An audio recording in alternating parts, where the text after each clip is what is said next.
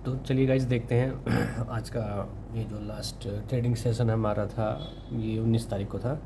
तो ये 19 तारीख का चार्ट का थोड़ा सा एनालिसिस करते हैं कि इसमें जो इंट्राडे के लिए ट्रेड्स वगैरह है, कैसे ट्रेड हम ले सकते थे और क्या मार्केट थी। ठीक है, तो जैसे कि आपको ये चार्ट दिख रहा होगा, ये 19 का चार्ट यहाँ से स्टार्ट हो रहा है। ये वाली मार्केट जो है, ये पूरा ये आपका 18 का है और ये पूरा 19 का चार्ट है। ठीक है, तो इस चार्ट में आपको दिख रहा होगा जैसे कि लास्ट डे का जो ये सेशन है, पहले लास्ट डे से हम इसको रिलेट करेंगे कि लास्ट डे का जो सेशन था उसमें कैंडल्स क्या बन रही थी और क्या कहाँ पे क्लोजिंग हुई थी और अगले दिन जो हमारा 19 तारीख है 19 को जो क्या है ओपनिंग कहाँ पे हुई थी और कैसे हम इसको ट्रेड करते हैं या फिर कैसा भी हम अब इस पर बना सकते हैं। ठीक है, टेक्निकल और फंडामेंटल मिक्स। फंडामेंटल अगर आप पढ़ रहे हैं तो वैसे हम टेक्निकल की ही बात यहाँ पे करेंगे। ठीक है, तो जैसे कि आपको पता था कि कई दिन से मार्केट अपना हाई बना के जा रही थी। ठीक है, तो मार्केट जब हाई बनाती है, लगातार हाई बनाती जाती है, तो उसके बाद वो करेक्शन ज़रूर लेती है थोड़ा बहुत। तो ये एक था करेक्शन का फेज़, यानी कि प्रॉफिट बुकिंग का फेज़ एक था।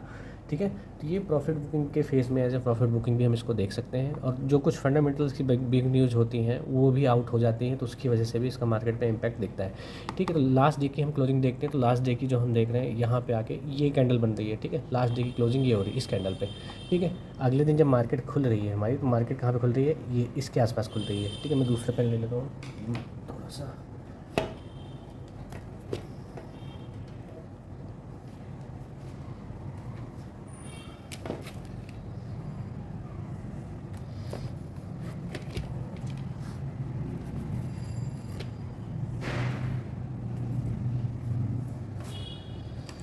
दूसरा पेन तो गाइस मिल नहीं रहा है, चलिए छोड़िए, लेट हो रहा है, फटाफट से देख लेते हैं। तो जैसे कि हम देख रहे हैं कि लास्ट डे से, जैसे कि लास्ट डे की जो क्लोजिंग थी वहाँ से मार्केट कहाँ जा रही है, वहाँ से मार्केट की जो पहली कैंडल बन रही है, पहली कैंडल का ध्यान रखिए। जो लास्ट डे का ट्रेडिंग सेशन है, उस ट्रेडिंग सेशन से हम अगर जब ओपनिंग और क्लोजिंग जब लेते हैं, उसके जो स्टार्टिंग की 2-3 कैंडल होती हैं उनका ध्यान रखना बहुत ज़रूरी होता है। ठीक है, तो ये 5 मिनट का वैसे चार्ट है, तो 5 मिनट के चार्ट में देखिए कि लास्ट डे के क्लोजिंग से हम थोड़ा सा इसके आसपास आके खुलते हैं और खुलने के बाद डाउन, मतलब डाउन जा रहे हैं, यानी कि पहली कैंडल का जो थोड़ा सा जो बॉडी है काफ़ी ज़्यादा बड़ी है। ठीक है, बॉडी भी बड़ी है, कैंडल भी बड़ी है। तो ठीक है, तो हम इतना ज़्यादा मतलब कह रहे हैं ना कि इतना डाउन जा रहे हैं, यानी कि लास्ट डे से ही हम डाउन आ रहे हैं। तो यानी कि हम ये चीज़ बताती है हमें कि सेलर्स जो हैं, सेलर्स का कितना ज़्यादा आज प्रभाव है मतलब मार्केट पे। बेसिकली सेलर्स जो है कितने हावी हो रहे हैं मार्केट पे, तो ये चीज़ बता रही है। और बायर्स जो है, यहाँ पे आपको बाइंग करने की कभी भी कोशिश नहीं करनी चाहिए, क्योंकि लास्ट डे से देखो ना, लास्ट डे की क्लोजिंग से ही हम नीचे जा रहे हैं। तो ऐसे ऐसे मार्केट में कभी भी बाय का तो तुरंत तो बिल्कुल नहीं सोचना चाहिए। और बाकी डिपेंड करेगा कि ये कहाँ पे है, रेजिस्टेंस एरिया है या सपोर्ट एरिया है। तो ये बेसिकली जो है, आप ध्यान से देखो, ये रेजिस्टेंस एरिया है। ये देखो, ये पूरा एक रेजिस्टेंस एरिया बन रहा है।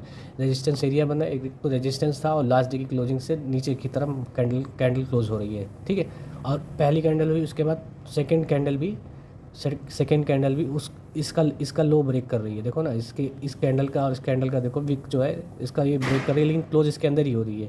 लेकिन फिर भी एक बार ट्राई यहाँ बायर्स ने देखो दोबारा एक बार फिर ट्राई किया, लेकिन यहाँ पे फिर बायर्स का वो बायर्स विन नहीं हुए, सेलर्स ही विन हुए। और क्योंकि 2 बड़ी बड़ी कैंडल हुई, उसके बाद फिर सेलर्स ने मार्केट को और नीचे ले गए। ऐसे ऐसे करते करते इस एरिए पे देखिए, ये कैंडल हमारे काम की बनी। ठीक है, ये कैंडल जो है बायर्स के काम की बनी, बट ये कंफर्मेशन नहीं है, बट एक टाइप का जो इंट्राडे के लिए है। ये वाली कैंडल ध्यान से देखो, इसकी विक नीचे ज़्यादा लंबी है, बॉडी खूब छोटी है और ऐसे एरिया में बन रही है। कहाँ पे बन रही है, ध्यान से देखो, ये एक सपोर्ट एरिया है। ठीक है, सपोर्ट एरिया, मैं आपको चार्ट छोटा करके और दिखा देता हूँ। तो देखो, ये कैंडल जो है बायर्स के काम की बनी। तो ये एरिया हमें बता रहा है, पहले भी यहाँ पे देखो, ये उससे पहले सेशन में यहाँ पे देखो, इस सपोर्ट एरिया का हमारे ये वाला काम कर रहा है। ठीक है, तो इस एरिया को हम थोड़ा सा सपोर्ट एरिया में बायर्स के लिए लेंगे। अगर यहाँ से हमें अच्छी कन्फर्मेशन मिल रही है तब हम अपसाइड के लिए ट्रेड ले सकते हैं। ठीक है, तो यहाँ पे हमारे जो है एक कैंडल जो है कन्फर्मेशन, पहली कैंडल जो है ये कन्फर्मेशन बायर्स के लिए बनी। ठीक है, फिर भी हम इस पे एक्ट नहीं करेंगे। मैंने जैसे आपको बताया कि एटलीस्ट जो इंट्राडे के ट्रेडर्स है उनको पहली कन्फर्मेशन गलत भी हो सकती है। पहली कन्फर्मेशन है तो पॉजिटिव, इसको हम बोल सकते हैं कि 50% से ज़्यादा पॉजिटिव है, क्योंकि ऐसी कैंडल जो बन रही है जब सपोर्ट एरिया के आसपास बनती है तो 50% से ज़्यादा वो बनती है। यहाँ पे स्कैल्प तो बनता है, बट लॉन्ग ट्रेड के लिए यहाँ पे एंट्री नहीं लेना चाहिए। ठीक है, लॉन्ग ट्रेड के लिए, स्कैल्प के लिए आप जा सकते हो जो अगले रेजिस्टेंस एरिया है। स्कैल्प जैसे करते हो, स्कैल्प आपको लोगों को पता ही होगा, स्कैल्प करना है तो उसके लिए तो ठीक है, बट आपको अगर लॉन्ग ट्रेड जाना है तो लॉन्ग के लिए यहाँ पे एंट्री नहीं करेंगे। ठीक है, तो यहाँ पे हमें बायस का कंफर्मेशन होगी। अब इस एरिया को हम नज़र रखेंगे, मतलब आज के लिए जैसे कि 19 तारीख के लिए हम इस एरिया को नज़र रखेंगे। जब इस एरिया में हमें कभी दूसरा कोई कंफर्मेशन मिलेगा, अब देखिए यहाँ से हम अगली रेजिस्टेंस किए जो कोई पास का बिल्कुल रेजिस्टेंस था, तो यहाँ पे कुछ लोगों ने ट्रेड ली और यहाँ तक मार्केट आई, और यहाँ से देखो फिर मार्केट्स क्या हुई, दोबारा से सेल होके आई, और इसी एरिया के आसपास यहाँ पे 2-3 सपोर्ट बनेंगे, 2-3 सपोर्ट बहुत पास पास के हैं, तो ये पूरा एक सपोर्ट जोन ही है, ठीक है। तो फिर मार्केट देखो सेलर्स ने जो सेलर्स ऊपर एंटर नहीं कर पाए थे, यहाँ से उन्होंने फिर एक बार सेलर्स ने एंट्री ली और यहाँ पे अपना जो अगले इन्होंने जो सपोर्ट एरिया है वहाँ तक उन्होंने प्रॉफिट बुकिंग कर ली, ठीक है। यहाँ पे ध्यान से देखो, यहाँ पे एक बार दोबारा ट्राई कर रही है, और दोबारा के बाद ये कंसोलिडेट होगी, ठीक है। एक बार ट्राई बायर्स ने किया, दोबारा बायर्स ने ट्राई किया, देखो यहाँ पे बाय ऑर्डर लोगों के पंच होने लगे, ऐसे एरिया में देखो बाय ऑर्डर पंच हो रहे हैं, तभी तो ये देखिए ग्रीन कैंडल बन रही हैं यहाँ पे बाय ऑर्डर, यानी कि बायर्स इस एरिया में बायर्स एक्टिव ज़्यादा हैं, ठीक है। जैसे यहाँ पे बायर्स एक्टिव थे, यहाँ पे देखो आपको विक दिख रही है नीचे में, यहाँ पे बायर्स एक्टिव हैं, ठीक है। और इस एरिया में जैसे कि ये देखो यहाँ से गिरने के मार्केट ने कैंडल अपसाइड दिया मूव, फिर उसने सेलर्स ने ऑर्डर वो किया, लेकिन यहाँ पे सेलर्स का ऑर्डर देखिए यहाँ पे बायर्स ज़्यादा एक्टिव है, तो दोबारा से फिर बायर्स ने ट्राई किया और हाई तक ले गए, इस कैंडल के हाई तक ले गए, ठीक है। फिर यहाँ पे मार्केट क्या हुआ, सेलर्स और बायर्स का यहाँ पे थोड़ा सा वाद विवाद शुरू हुआ और कंसोलिडेट हो गई मार्केट और स्लो हो गई बिल्कुल। अब स्लो होने के बाद जैसे ही अब हम देखेंगे कि इस एरिया का हाई ब्रेक करेगी, जैसे इस एरिया का हाई ब्रेक करेगी, क्योंकि अब इधर नीचे तो ब्रेक नहीं कर रही, यहाँ पे लो लगाना देखो ऑलमोस्ट ये लो 5-10 पॉइंट का ही लो है, आसपास के ही लो लग रहे हैं।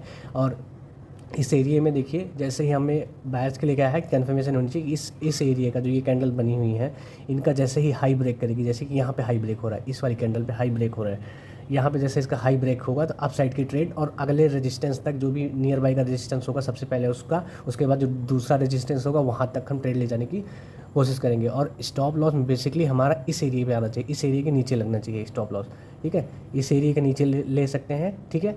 और या फिर जो हमारी इसकी ये जैसे ये वाली कैंडल है तो ये बिल्कुल इसके आसपास बन रही है, तो वैसे तो स्टॉप लॉस जो बेहतर स्टॉप लॉस बनता है यहीं बनता है, जो भी हो मतलब, लेकिन ये परफेक्ट स्टॉप लॉस इसी को बोलेंगे क्योंकि इसके चांस हंट होने की, जो आप हंटिंग बोलते हो, या कटने के चांस बहुत कम होते हैं, तो इसलिए ये स्टॉप लॉस बनता है, ठीक है। यहाँ पे ट्रेड लेंगे, ठीक है, अगले रेजिस्टेंस पे यहाँ पे प्रॉफिट बुकिंग हो सकती है, ठीक है। फिर भी आपका वो है ट्रेल करना है तो आप ट्रेल कर सकते हो, ठीक है। थोड़ा सा इस कैंडल से जाके इस पर आप वो ले सकते हो। अब जैसे ही इसका हाई ब्रेक हुआ देखिए अगला जो रेजिस्टेंस एरिया है वहाँ तक मार्केट आराम से जा रही है, ठीक है। तो यहाँ पे आपका ये ऐसा ट्रेड बन रहा है, ठीक है। इस एरिया में जैसे कि आप ये देख रहे हो कि दोबारा से जैसे यहाँ पे इस एरिया में आ रही है, तो यहाँ से सेलर्स एक्टिव हैं, उन्होंने फिर ऑर्डर पंच किया, देखो सेलर्स का ऑर्डर पंच हो रहा है, ये इसलिए इतनी बड़ी कैंडल ऐसे बन गई, ठीक है। दोबारा बायर्स ने फिर एंट्री मारी इस एरिया में, देखो बायर्स फिर से एंट्री कर रहे हैं, तो थोड़ा सा अगले रेजिस्टेंस तक जा रहे हैं, ठीक है। लेकिन वहाँ पे सेलर्स एक्टिव हैं, तो मोस्टली सेलर स्पेसिफिक मार्केट ज़्यादा आज थी, बाहर से स्पेसिफिक कम थी। जैसे कि मैंने देखो आपको यहाँ बताया था एंट्री के लिए, तो देखो दोबारा से यहीं पे एंट्री शुरू हो रही है, ठीक है।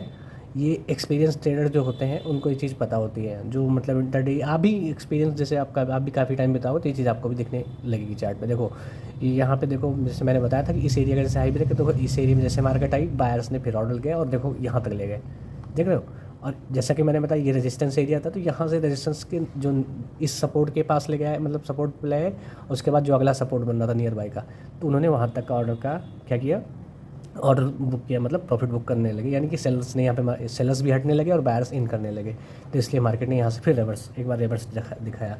तो ऐसे जो होती है मार्केट का हम बेसिकली एनालिसिस कर सकते हैं इंटरडे बेसिस पे, ठीक है। तो गाइज़ आज के लिए इतना ही वीडियो में, अगर कुछ अच्छा लगा हो आपको, वैसे भी मुझे थोड़ा सा कोल्ड हो रखा है तो आवाज़ अच्छी आ नहीं रही है, फिर भी मैंने आपके लिए रिकॉर्ड किया है, तो गाइज़ इसको लाइक और सब्सक्राइब करना बिल्कुल मत भूलिए। ये चैनल पे आप जो है टेक्निकल एनालिसिस बहुत अच्छे से सीख सकते हैं, और ये बिल्कुल फ्री ऑफ कॉस्ट है, कोई पे नहीं करना है आपको, ठीक है। चैनल को लाइक और सब्सक्राइब करना बिल्कुल ना भूलें।